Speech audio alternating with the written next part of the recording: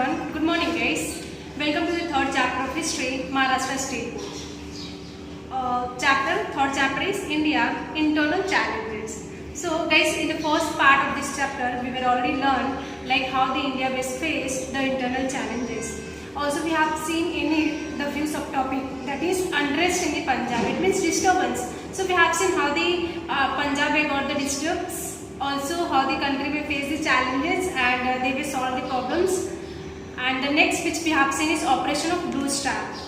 हमने जो नेक्स्ट सब टॉपिक देखे थे वो क्या देखे थे, ऑपरेशन ब्लू स्टार देखे थे कि किस तरीके से लोगों ने टेररिस्ट को हटाने का काम किया था. सो उन्होंने ऑपरेशन स्टार्ट किया था और ऑपरेशन 3 दिन तक चला था. Fine, 3 June to 6 June. Fine, उसके बाद में कुछ सालों बाद से जब ऑपरेशन स्टार्ट हुआ तो उसमें कुछ टेररिस्ट मारे गए थे, कुछ आर्मी पीपल मारे गए थे. फिर अपार्ट फ्रॉम दिस हमने और देखा था कि जो है फिर से वो ऑपरेशन स्टार्ट हुआ था. बट जो फर्स्ट जो स्टार्ट हुआ था वो ऑपरेशन ब्लू स्टार था. सेकेंड जो नाम दिया ऑपरेशन ब्लैक थंडर था. फाइन, और फिर ये ऑपरेशन ब्लैक थंडर स्टार्ट हुआ. फिर से वही था लाइक कि हमें टेररिस्ट को वहाँ से निकालना है गोल्डन टेम्पल से. So we have seen how the people were done the work to remove the terrorist from the Golden Temple. और फिर किस तरीके से वहाँ पे पीसफुली वे से पीपल सर्वाइव करना स्टार्ट किए, रहना स्टार्ट किया. Right, so now today we will talk about the issues concerning the north east India. आज जो हम बात करेंगे नॉर्थ ईस्ट इंडिया का कि किस तरीके से वहाँ पे इश्यूज हुआ और किस तरीके से पीपल ने इश्यूज फेस किया. इवन ये सारी चीज़ों की वजह से इंडिया भी जो है वो चैलेंजेस फेस कर रही है. फाइन, और यहाँ पे जो है वो most probably it's given related to the tribes people.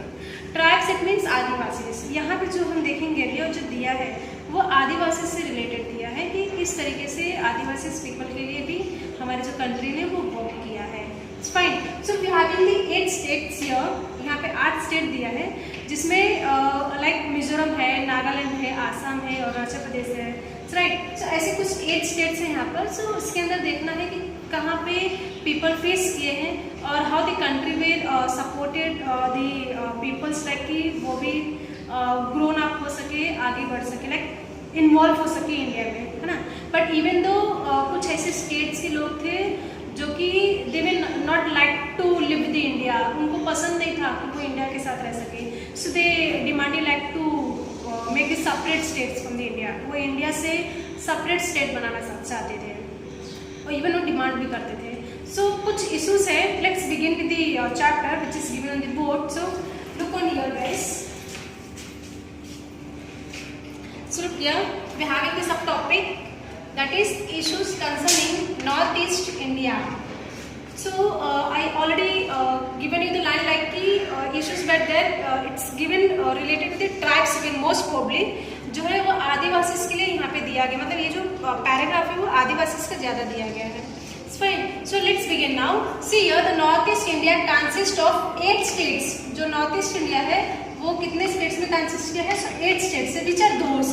So Assam, AP it means Arunachal Pradesh, Assam, Arunachal Pradesh, Manipur, Meghalaya, Mizoram, Nagaland, Sikkim and Tripura. Once again, Assam, Arunachal Pradesh, Manipur, Meghalaya, Mizoram, Nagaland, Sikkim as well as Tripura. So these are the 8 states of North East India. North East India के ये 8 state है. इनमें से कुछ states के हम देखेंगे कि क्या क्या इश्यूज हुआ था या क्या प्रॉब्लम फेस किया था पीपल्स ने. Even how the India got the internal challenges. ठीक है, so let's begin now. So see here guys, this all like Assam की बात करा, मणिपुर या फिर Arunachal Pradesh, Meghalaya. So these all the international borders of India touch each of these states to varying the extents. Okay, so the first Prime Minister of Independence India took the lead in bringing the tribes living in this area into the mainstream of the country. See guys, the first Prime Minister we know well, the first Prime Minister is of Pandit Jawaharlal Nehru, right? So when the India got the independence, like in 1947. So after that, Prime Minister we focused and he has worked hard. He given the effort to the people like to mainstream of the country, to bringing up the tribes people को भी grown up करने के लिए या like Indian के साथ involve करने के लिए उन्होंने वर्क किया था। तो किसने? First prime minister of Pandit Nehru, right. So that's why is given the line Pandit Nehru Prime Minister of independent India took the lead in the bringing the tribes living. Tribes को मैंने क्या बताया? आदिवासी बताया। तो ये इन्होंने वर्क किया था लाइक ये भी जो है इंडियन के साथ या कंट्री के साथ मतलब मेन स्ट्रीम मतलब हमारे जैसे भी उनको भी इक्वल राइट्स मिले हैं in this area into the main stream of the country. Next that it's given the first prime minister, जैसे मैंने बताया आपको पंडित नेहरू है। He worked for them. So in 1954, he formed the Northeast Furnitures of Agency, that is NEFA, NEFA, जिसको हम लोग इस नाम से जानते हैं, NEFA. It's called the Northeast Furnitures Agency. Fine. So area comprising the territories to the Sino-Indians border and the tribes of Sino-Indians. It means India and China border. Sino-Indians it means India and China border. So यहाँ पे जो नेहरू थे, he took the positions of bringing up the tribes, development of 100 of tribes in these parts while preserving their culture. See guys, we know well like we having the 8 states. It means we having the different languages as well as the different ethnicity. हमें ये पता है कि अगर यहाँ पे 8 states, even by the way, अगर मैं 8 state की बात नहीं करूँ, अगर मैं सिर्फ इंडिया की बात करती हूँ guys, so हमारे इंडिया में most probably we having n kind of or the n number of languages. अगर हम इंडिया में if we having the 29 states, आज तो हमारे पास 28 state ही है। अगर मैं इसमें ही बात करूँ या अगर हम इसमें बात करें, so हमारे पास अलग अलग लैंग्वेज के लोग रहते हैं। It's fine. Even we having the different cultures people, right? Also we having the different kinds of ethnicity. Fine. So that's why it's given the states like कि हमारे पास अगर हम ये issues की बात करें, so अगर 8 state का नाम है, so तो भी इसके अंदर different languages है, different ethnicity है। Fine. After that, so that's when to give him the special provisions have been made with respect to these areas in the 6th schedule. See guys, in India we having the 12 schedules. अगर मैं बात करूँ यहाँ पे तो हमारे पास 12 schedule है, लेकिन जो 6th शेड्यूल बताया है यहाँ पे गवर्नमेंट में given the right to the people like वो जाकर यहाँ पे मतलब रह सकते हैं, लेकिन जो लैंड वगैरह है, जमीन है और घर, उनको वो राइट नहीं है कि वो बाय कर सकते हैं, वो खरीद नहीं सकते हैं। हाँ, वो रेंट पे रह सकते हैं। ऐसा उनके लिए क्या दिया? राइट दिया। You know why this rights were given to the people like to वो वहाँ पे जा सकते हैं लाइक आसाम में और रह सकते हैं। सो रीजन वो उनको हेल्प करने के लिए to protect the tribes people को प्रोटेक्ट करने के लिए ये राइट मिला कि 6th शेड्यूल का जो राइट है वो मिला कि वो वहाँ पे जाके उनको प्रोटेक्ट कर सकते हैं, लेकिन वहाँ पे वो घर या जमीन खरीद कर रह नहीं सकते हैं, ठीक है, वो रेंट पे रह सकते हैं। So apart from these things, in 1965 the responsibility of administering this area was given to the Ministry of External Affairs. So the Act of 1971 was supposed to be advise the central government regarding the aspects of common interest in the economic, socio-sphere, interstate transport, electricity, flood control, etc. See guys, mostly हम देखेंगे like the even we all were watching the on the daily basis of television and all, even we were reading the newspapers. हम newspaper read करते हैं, television वगैरह देखते हैं, TV देखते हैं, सो उसमें बहुत सारे न्यूज़ेस हम देखते रहेंगे लाइक। सो ऐसा क्या होता था लाइक कि ये प्लेसेस पे मोस्ट प्रोबेबली जो है वो इलेक्ट्रिसिटी ज़्यादा नहीं होता था, even having the less of transportation, ठीक है, वहाँ पे रेलवेज वगैरह बहुत ज़्यादा नहीं होता था, ठीक है, यहाँ पे फ्लड वगैरह ज़्यादा आते थे। सो इसकी वजह से भी इनका क्या होता था, बहुत ही ज़्यादा लॉस होता था, ठीक है। तो ये सारी चीज़ों को देखना, उसको कंट्रोल करना, लाइक उनको भी प्रॉपर इलेक्ट्रिसिटी पास करवाना और to give the proper transportation, even उनको प्रॉपर तरीके से स्कीम्स वगैरह मिले, इसके लिए भी जो है हमारे सेंट्रल गवर्नमेंट में वर्क है, इसके लिए भी हमारा जो गवर्नमेंट उन्होंने काम किया कि इनको प्रॉपर तरीके से वर्क मिलना चाहिए, ठीक है। So now let's start one by one, हम स्टार्ट करेंगे अभी एक एक करके। So first is of your Mizoram, see guys, Mizoram Mizoram, ठीक है। सो यहाँ पे मैंने आपको स्टार्टिंग में बताया कि हम जो ये देखेंगे वो एक्चुअली ज़्यादातर किससे रिलेटेड दिया, ट्राइब से। तो ट्राइब्स इट मीन्स आदिवासी के लोग, ठीक है। So it was the Asian history, ये मैं बोलूँ तो tribes in the north east India have an Asian history. So first is of when India became independence the government gave administrative autonomy to the districts of Mizo majority area of Lusai Hills, ठीक है। See guys, when the India became the independence, it means हमने starting में यहाँ पे देख लिया of the issues of concerning the North East India। इसके अंदर हमने इंट्रोडक्शन पार्ट देखा लाइक कि when the India got the independence, तो जो फर्स्ट प्राइम मिनिस्टर थे लाइक पंडित जवाहरलाल नेहरू, so उन्होंने क्या वर्क किया था, he given the effort or he worked hard like to took the lead of bringing the tribes of living in this area, है ना, to the main stream of the country. So इसके अंदर जो India जो है independent हुआ, उसके बाद उन्होंने क्या दिया था, एक पावर दिया था like the administrative power to the district of Mizo majority. So ये जो मिजो मतलब वहाँ के ट्राइब्स लोग थे, सो उनको मिजो ट्राइब्स पीपल बोला जाता था, ठीक है। सो इनको एक पावर मिला था, है ना। So that's why it's given the line here, district of Mizo majority areas of Lushai hills. So यहाँ के लोगों को एक पावर दिया गया था। बट आफ्टर दैट इनको जब ये पावर मिल गया, like when he got the autonomy power, जब इनको ये पावर मिला, सो द नेक्स्ट ये जो ऑर्गेनाइजेशन है, see the next point is of states reorganisation commission was appointed in 1954। ये एक ऑर्गेनाइजेशन ओपन हुआ, स्टेट्स रीऑर्गेनाइजेशन ओपन हुआ कभी 1954 को। जब ये ओपन हुआ लाइक तो मिजो मेजोरिटी के जो लोग थे उनका कुछ डिमांड बढ़ गया, लाइक कि उनको एक इनका एक डिमांड ये था कि हमें अलग, we want the separate states, हमें इंडिया के साथ नहीं रहना है, ये उनका डिमांड था। सो इनकी डिमांड क्या होगी, इंक्रीज होगी, बढ़ गई इनकी demand. So he has given like in 1954 the expectation of the people in this area grow, like which I told you just now, like कि दे वे डिमांडिंग वो कि उनको स्टेट्स अलग चाहिए था, उनको इनके साथ इन्वॉल्व नहीं होना था, ऐसा उनका डिमांड था। So Mizo leaders started demanding an autonomous Mizo provinces, ठीक है। Now in 1959 the territories, see here in 1959 the territories of the Mizorams people, it means it's given here, यहाँ पे जो Mizorams, जैसे मैंने बताया कि जो ट्राइब्स के लोग थे, मिजो ट्राइब्स पीपल, उनको ये मिजो मेजोरिटी एरियाज उनको ही बोला जाता था।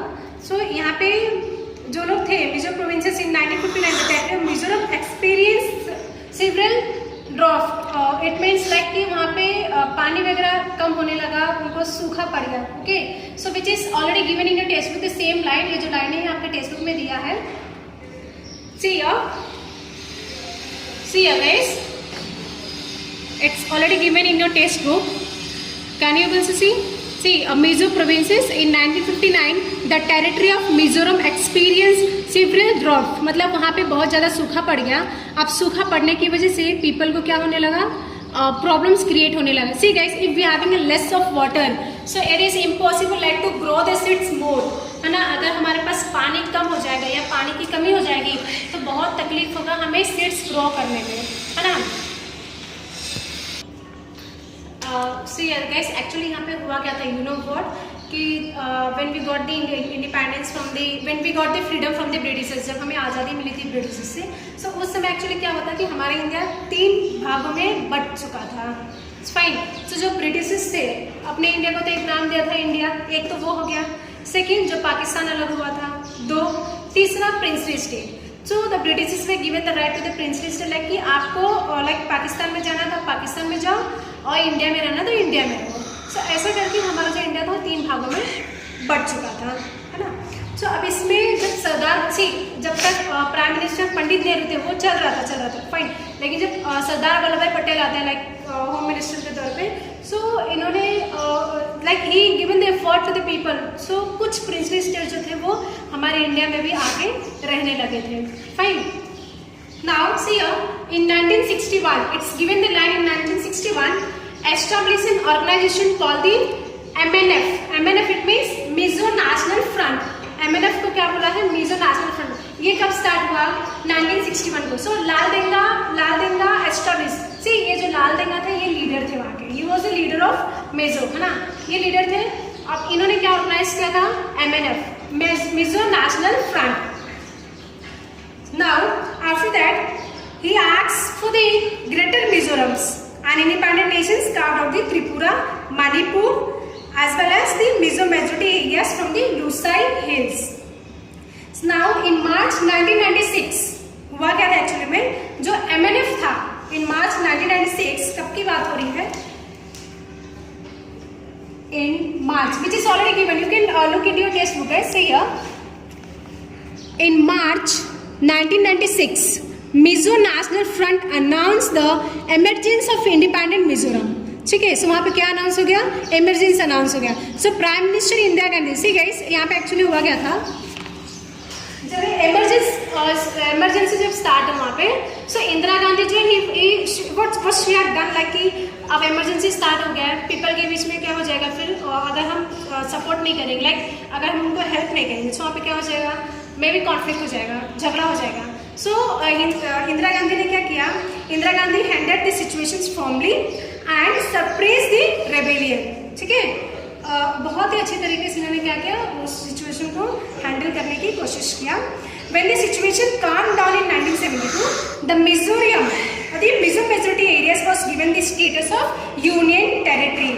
And in 1985, Prime Minister Rajiv Gandhi had an agreement with the Mizo. See, इन्होंने क्या किया, what the Indira Gandhi made with the cool income, she supported the place, right? और उसके बाद वहाँ पे क्या अनाउंस हुआ, यूनियन टेरिटरी अनाउंस हुआ. उस स्टेट को क्या अनाउंस कर दिया, यूनियन टेरिटरी. उसके बाद जब 1985 को राजीव गांधी आते हैं, so he had done the agreement. Agreement का मतलब क्या होता है, समझौता होता है. ठीक है, अब समझौता किसके बीच में हुआ, so it's given here. See, in 1985 prime minister Rajiv Gandhi had an agreement with the Mizo National Front. ठीक है, किसके बीच में हो रहा है, मिजो नेशनल फ्रंट, एमएनएफ जो यहाँ पे लाल दंगा ने एस्टेब्लिश किया था. Fine, Mizo National front end Mizoram was given the states of full-fledged states. So after that, once is established, जब ये एस्टेब्लिश हुआ, उसके बाद क्या हो गया, कुछ वहाँ पे प्रॉब्लम क्रिएट हो गया. सो इंदिरा गांधी ने बहुत ही अच्छी तरीके से उसको हैंडल करने की कोशिश की with the help of the RPSLF. अब उनके बाद जब राजीव गांधी आते हैं, तो इन्होंने क्या किया, एग्रीमेंट कर दिया, मतलब समझौता किया. किसके साथ, मिजो नेशनल फ्रंट जो MNF स्टार्ट हुआ था वो और मिजोरम के लोगों के साथ. ठीक है, अब वो स्टेट को एकदम फुल फ्लेज स्टेट बना दिया. ठीक है, मतलब वो अभी अपने स्टेट में अपना काम कर सकते हैं, उनको एक फुल स्टेट बना दिया. सो that's why Laldenga, and after that, after the become of this full fledge state, the Laldenga became the chief minister of the state. ये जो लाल दंगा रहते हैं गिवन हियर, वो क्या बन जाते हैं, चीफ मिनिस्टर बन जाते हैं ये मिजोरम के. ठीक है, सो कौन चीफ मिनिस्टर बन गया, लाल दंगा. So he became the chief minister of Mizoram. Now the next is of your Nagaland. See guys, we were already seen here Mizoram, किस तरीके से मिजोरम में how the people will face the problem, है ना, किस तरीके से जो people थे वो face कर रहे थे problem. Most probably it's given related to the tribes people. So यहाँ पे अब इनकी वजह से how the country were created the problem, किस तरीके से country ने create किया था प्रॉब्लम.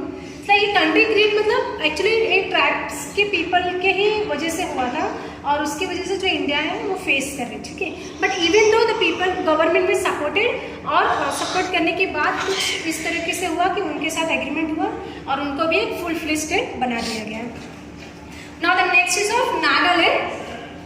अभी सी जैसे हमने देखा मिजो ट्राइब्स मतलब हमने कैसे देखा कि वो जो मिजोरम में जो आदिवासी लोग थे कुछ प्लेस थे, सो उसको मिजो ट्राइब्स बोला है.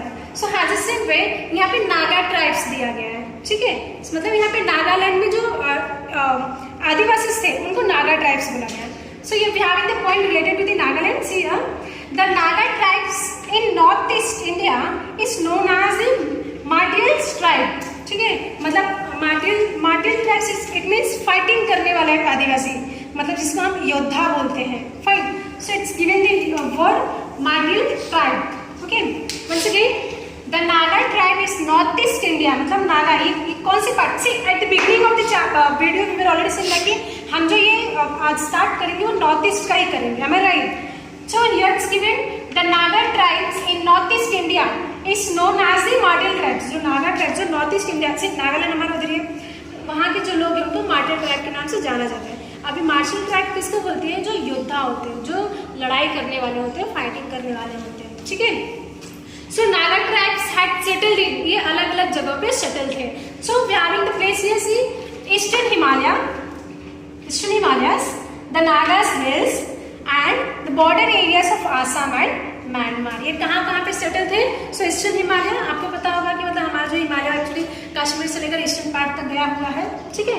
सो ये ईस्टर्न हिमालय पे थे, नागास हिल था इनका रहने का, वहाँ सेटल हुए थे, और border areas of Assam and Myanmar पे भी कुछ सेटल हुए थे, ठीक है। So after that see guys, हमने देखा लाइक कि नागा ट्राइब्स सेटल कहाँ पे सेटल हुए थे। सो eastern Himalayas, Nagas hill and the border areas of Assam and the Myanmar. But after that, इसके बाद एक्चुअली होता क्या है, यू नो व्हाट, कि इसमें से नागास में कुछ एजुकेटेड पीपल होते हैं। सो उन्होंने क्या किया, वो अलग से अपना NNC बनाते हैं।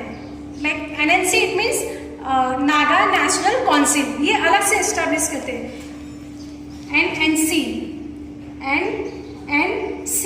It means Naga national council. ये कौन एस्टेब्लिश करता है? ये नागास के पीपल, लाइक मैंने कैसे बताया कि नागा ट्राइब्स आदिवासी के लोग हैं। सो उसमें से कुछ एजुकेटेड लोग भी थे। सो उन्होंने ये काउंसिल जो है वो क्या किया, स्टार्ट किया, एस्टेब्लिश किया। But after that see in 1954 the National Council, Naga National Council announced the establishment of an independent federation of Nagaland. You know what? जब ये establish किया ना, उसके बाद इन्होंने डिमांड किया लाइक कि हमारे जो कंट्री है, हमारा जो नागालैंड जो स्टेट है उसको क्या करना है, फुल फ्लेज करना है। मतलब इनको भी एक इंडिपेंडेंट चाहिए था, अपने प्लेस को इंडिपेंडेंट करवाना था। सो इनकी वो डिमांड थी। फाइन। सो आफ्टर दैट यहाँ पे ये डिमांड इनका था कि हमारे कंट्री को भी वी वांट टू सेपरेट, सो हमारे स्टेट को भी सेपरेट करना है। सो यहाँ पे आगामी जापोफिजू वाज द लीडर। जो सी हमने लाल रेंगा देखे थे मिजोरम में कि वो लीडर थे उस समय, और यहाँ पे जो है वो आगामी टापोफिजू इज ए लीडर, है ना। और फिर 1954 को which we have already seen here, 1954 को नागा नेशनल काउंसिल अनाउंस हो गया था, ठीक है, इंडिपेंडेंस के लिए, federation of Nagaland. So in 1955 it's given here, in 1955 skirmishes happened between the local Nagas and the soldiers of Assam rifles। यहाँ पे एक्चुअली जो नागास के जो ट्राइब्स लोग थे लोकल और Assam rifles it means Indian armies के बीच में क्या हो गया, वहाँ पे कुछ लाइक दोनों के बीच में डन द कम्युनिकेशंस हुआ, झगड़ा भी हुआ एक्चुअली में। सो मिलिट्री, अब ये झगड़ा जब हुआ तो वहाँ पे we want the support of military. So यहाँ पे क्या हुआ, मिलिट्री का सपोर्ट लिया। So military actions was taken to suppress the scrimmages. वहाँ पे एक्चुअली क्या हो गया था, फाइट हो गया था, लड़ाई हो गया था, किसके बीच में, लोकल नागास के बीच में और सोल्जर्स के बीच में। फाइन। सो अब इसके बाद बहुत सारे डिस्कशन हुए, किसके बीच में, between the central government and the NNC people. किसके बीच में डिस्कशन हुआ, so between the central government and the NNC people, Naga national council, दोनों के बीच में क्या हो गया, डिस्कस हो गया। और discussion after the discussion we got the solution like कि central government decided to give the Naga majority territory the status of union territory, ठीक है। So Nagaland was made the full fledge state as a same like जैसे मिजोरम बना कि इतने सारे issues के बाद मिजोरम को फुल फ्लेज स्टेट बना दिया गया। सो एज अ सेम वे ये डिस्कशन के बाद Nagaland also got the full fledge state. So on 1 December Nagaland was made a full fledge state on 1 December 1963, ठीक है। कब इसको फुल फ्लेज बनाया गया, सो 1 December 1963, ठीक है। 1 December 1963 को Nagaland got the full fledge state, है ना। अब उसके बाद जब फुल फ्लेज हो गया, सो कैसा हो गया, अब ये अपने लाइक इन्वॉल्व हो गए कंट्री से और खुद की स्टेट्स बनाने के बाद में वहाँ पे खुद की state means full fledge state मिला, उनको एक राइट मिल गया कि अब वो आज़ादी से रह सकते हैं। Now after that is of Assam. इसके बाद क्या है हमारा, आसाम है। सो आसाम, सी गाइस, अब जैसे यहाँ पे कुछ पीपल ने फेस किया था प्रॉब्लम्स, राइट। सो अब यहाँ पे कैसा है, आसाम में एक्चुअली हमने सुना था कुछ 1971 में कुछ वॉर हुआ था किसके बीच में, बांग्लादेशीज के बीच में। सो वहाँ पे बहुत सारे ऐसे पीपल थे जो माइग्रेंट हुए थे। यहाँ से माइग्रेंट इट मीन्स यहाँ से शिफ्ट होना। सो बहुत सारे ऐसे पीपल जो थे बांग्लादेशी से मोर देन 1 करोड़ लोगों ने क्या हुआ था, शिफ्ट हुआ था। और वो एक्चुअली कहाँ पे आके बसे हुए थे, ज़्यादा से ज़्यादा आसाम्स वगैरह में बसे थे। सो अब सी वो रेफ्यूजीज़ के तौर पे आए थे यहाँ पर, हम जिसको घुसपैठी बोल सकते हैं, कि यहाँ पे आके वो रहना स्टार्ट कर दिए थे। सो अब इनके बीच में क्या हो गया था, थोड़ा सा कॉन्फ्लिक्ट हो गया था, मीन्स थोड़ा सा मनमुटाव हो गया था। ठीक है, ओके, लेट्स बिगिन। लाइक है क्या यहाँ पे। सो इन 1983 there was an intense agitation stirred by all Assam Students Union and Assam Gana Sangram Parishad over the question of the dominance in Assam of Bengali migrants. So just I told you before starting this Assam paragraph, मैंने अभी आपको बताया इसके start करने से पहले कि actually Bangladesh में कुछ वॉर हुआ था, जिसकी वजह से बहुत सारे ऐसे लोग वहाँ के माइग्रेंट हो गए थे, वहाँ से लोग शिफ्ट हो गए थे यहाँ पे। So more than crore of people, है ना, करोड़ से ज़्यादा पीपल लोग क्या हो गए थे, यहाँ पे आके रेफ्यूजीज के तौर पे बस गए थे। ठीक है, सो अब यहाँ पे होता क्या है, यहाँ पे क्या होता है, लोगों के बीच में कॉन्फ्लिक्ट होता है। So it's given the line की intense agitation start by the all the Assams, सबके बीच में ये हो गया था, union as well as the Assam Gana Sangram Parishad over the questions of the dominance in Assam of Bengali migrants. So ये इनके ऊपर क्वेश्चन उठ रहा था कि जो भी लाइक इनका कहना क्या था कि जो लोग बंगाल से आए उनको उनकी प्लेस पे जाने दो, राइट। सो ये इश्यूज वहाँ पे हो रहा था। यहाँ पे इन 1985 अब क्या हो गया, ऐसे अब एक स्टेट में अगर इतने सारे प्रॉब्लम्स होंगे, सो वो से स्टेट पीसफुली वैसे रन नहीं कर पाएगा। So to make the country has state has a peaceful way, क्या करना पड़ेगा अपने को, we want to take out the solution, like कि हाँ किस तरीके से उसको हम सॉल्व करें। सो अब इसके लिए यहाँ पे प्राइम मिनिस्टर हुआ, सेंट्रल गवर्नमेंट हुआ और यहाँ के लीडर सबके बीच में क्या हो गया, डिस्कस हुआ। ठीक है, समझौता हुआ। सो प्राइम मिनिस्टर कौन, उस समय कौन थे, राजीव गांधी। ठीक है, so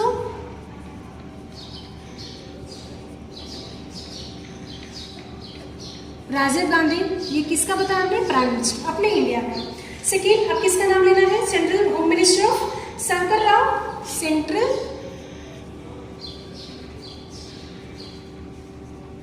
home minister.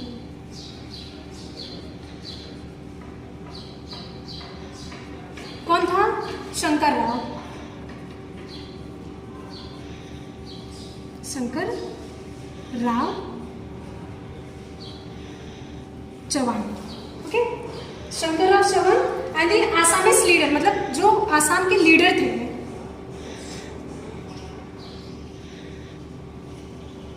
Assamese leader.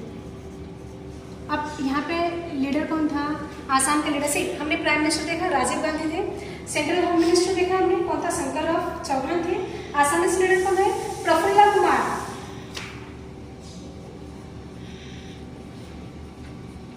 Praful, ये कौन थे वहाँ के, प्रफुल्ल कुमार महतो, कौन थे ये वहाँ के,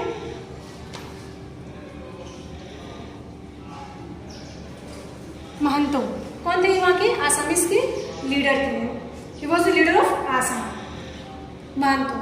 अब इनके बीच में क्या हुआ, साइन हुआ between prime minister Rajiv Gandhi, Shankar Rao Chauhan home minister as well as the Prafulla Kumar Mahato. इन लोगों के बीच में क्या हो गया, साइन हो गया। ठीक है, अकॉर्ड साइन हुआ। इट मीन्स लाइक एक एग्रीमेंट होता है, अगर कुछ होता है लाइक कहीं फाइट होता है या किसी के बीच में कुछ प्रॉब्लम क्रिएट हुआ रहता है, सो ये क्या होता है, सेंट्रल गवर्नमेंट से मिलकर या सेंट्रल से मिलकर उस प्लेस के लीडर से मिलकर समझौता होता है। सो वैसा यहाँ पे एग्रीमेंट साइन हुआ था। सो यू नो व्हाट, ये एग्रीमेंट साइन मतलब what was the solution, like agreement तो हो गई, तो सॉल्यूशन क्या था।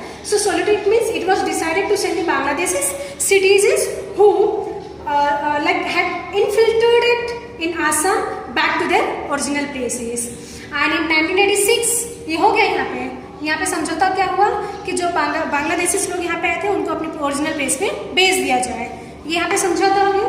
फिर इन 1986 इलेक्शन में held in Assam legislative assembly and Prafulla Kumar Mahanta Prafulla Kumar Mahanto of the Assam Gana Parishad became a new chief minister, and due to this dominance process it became possible to establish peace in Assam. So due to this way, or according to this way, the Assamese people also got the peaceful or the peace. इस तरीके से जो Assamese के people थे उनको भी piece मिला। इनके में कॉन्फ्लिक्ट क्यों हुआ था या इनके में डिस्टर्बेंस कैसे आया था? क्योंकि बांग्लादेशी जो लोग थे वो यहाँ पे आकर रेफ्यूजीज के तौर पे बस गए थे। सो इसके लिए उनके बीच में क्या हो गया था? कॉन्फ्लिक्ट हो गया था। अब वो कॉन्फ्लिक्ट को सॉर्ट आउट करने के लिए ये लोगों ने क्या किया? ट्रीटी किया, है ना, एग्रीमेंट किया, अकॉर्डिंग साइन किया। अब साइन करने में क्या सोल्यूशन निकला कि जो बंगालीज थे उनको अपने प्लेस पे, सही प्लेस पे उसको भेज दिया जाए।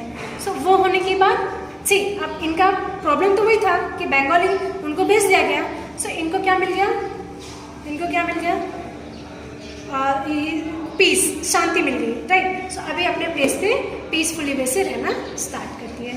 सो as a same way still here we have seen the Assam. Now the last one is of your Arunachal Pradesh. Last में हमारा अरुणाचल प्रदेश है। See guys, we knows well कि अरुणाचल प्रदेश को हम एक रीजन, सनराइज रीजन के नाम से भी जानते हैं, है ना। आपने को पता है कि हमारा जो सन जो राइज होता है वो ईस्ट से ही होता है ना। हमारा जो सनराइज होता है, सूरज जो उगता है वो ईस्ट से होता है। सो सबसे पहले सवेरा किधर होता है? सो अरुणाचल प्रदेश में ही होता है। So that's why it's given the sentence like the reason of rising state, है ना। ये नाम से भी हम इसको अरुणाचल प्रदेश को जानते हैं, reason of the rising sun, sorry, reason of the rising sun. So it's here, it's given here in 1954 NEFA was created। कुछ याद आ रहा है? NEFA हमने कहाँ देखा था? NEFA हमने कहाँ देखा था? कुछ याद आ रहा है आपको? NEFA। So these things we were seen in the north east of the India। हमने जो NEFA था ये वर्ड हमने नॉर्थ ईस्ट ऑफ, जब स्टार्टिंग का इंट्रोडक्शन देख रहे थे तब भी हमने देखा था। It is the full form of NEFA is North East furnitures agency. याद आया होगा आपको, North East furnitures agency, fine. So ये क्रिएट हुआ ऐसे, पहले हम इसको कुछ इसी नाम से जानते थे। After 1972, in 1972 it began to be called Arunachal Pradesh, ठीक है। And on 20th February 1987 it got the status of the constituent state. See 1987 को अरुणाचल प्रदेश को एक स्टेटस मिल गया, किसका? कंस्टिट्यूएंट स्टेट का, ठीक है। And after that it means constituent state, it means एक इंडिपेंडेंट स्टेट हो गया, इंडिपेंडेंट स्टेट हो गया, fine. And after that during the period of 1960 to 2000, मैं कब की बात कर रही हूँ? 1960, सी मैं कब की बात कर रही हूँ? 1960 to 2000 तक की मैं बात कर रही हूँ कि during the period of 1960 to 2000 the north east India has progress toward a more like matured democracy, and this area on the path of progress to the industrialization, spread of education, as well as many more, so इस period में इन्होंने इस place पे बहुत सारे से industries develop हुआ। Even the peoples में also they way got the educations, and apart from this many more schemes the people way started getting. बहुत सारे ऐसे स्कीम्स थे जो पीपल को मिलना चालू हुआ, fine. So as a same guys we have seen the all the states like what was the problem faces the people, है ना, कैसे प्रॉब्लम फेस किया, और एल्स हाउ द कंट्री में got the challenges because of this, है ना। इसकी वजह से कंट्री को किस तरीके से चैलेंज फेस करना पड़ा, और how the country also see apart from facing the challenges how the country में got the solution to solve this problem. कैसे कंट्री को सोल्यूशन मिला कि इस प्रॉब्लम को सॉल्व कर सके। सो सी गाइस, हमने देखा बहुत जगह पे ऐसे समझौता हुआ, एग्रीमेंट साइन हुआ, और फिर पीसफुली वैसे पीपल वहाँ पे सर्वाइव करना स्टार्ट हो गए, fine. So still here we have completed the issues concerning the north east India. यहाँ तक हमने क्या कंप्लीट किया? Issues concerning the north east India का जो सब टॉपिक था वो हमने यहाँ तक कंप्लीट किया। So now last episode your homework, so your please note down your homework guys.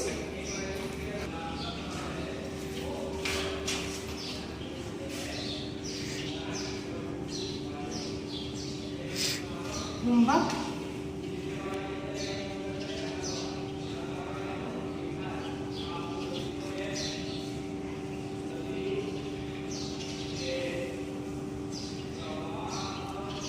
detail about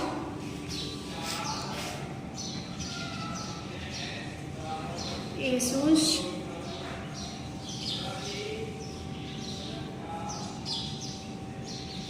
concerning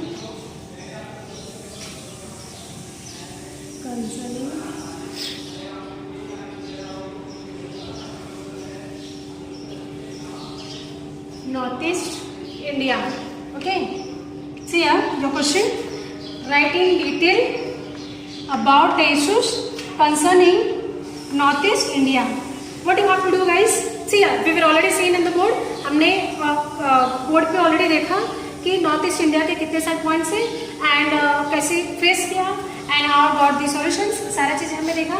सो ये होमवर्क आपको इस सब टॉपिक से ही कॉपी करना है. Fine. Issues concerning north east India, यहाँ से आपको आंसर्स क्या करना है, कॉपी करना है. Also if you having a doubt like कि कैसे ये कॉपी करो और कैसे लिखो, so this answer is already given in your text book. You can easily see here in page number 10, issues concerning North East India. But guys, अगर आप यहाँ से कॉपी करोगे it is too lengthy. आप देख सकते हो बहुत ही ज़्यादा लेंदी है. Fine. So it's easy like if you can you will able to copy from the board. ये easy रहेगा कि अगर आप बोर्ड से कॉपी करो तो. फाइन. It's your choice. आप बोर्ड से भी कॉपी कर सकते हो or is it possible so you can copy from your textbook. It's fine. So till here guys we will completed the north issues of North East India. और आगे की part के लिए we'll see later. Thank you so much.